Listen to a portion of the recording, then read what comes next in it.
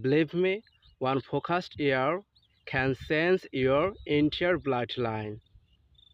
Sincerely speaking, before couple of months ago, I couldn't speak in English.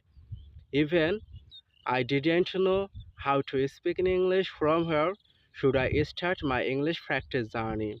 But I focused 2025 on my English skills. As a result, I'm staying here in front of you as an English learner because I'm capable to speak in English without hesitation. But I had to focus on my English skills. That's why I have been able to sense my English practice bloodline. So, if you want to sense your entire, if you want to sense your English skills, just you need a your focus on your English pronunciation. Just one year enough to sense your skills.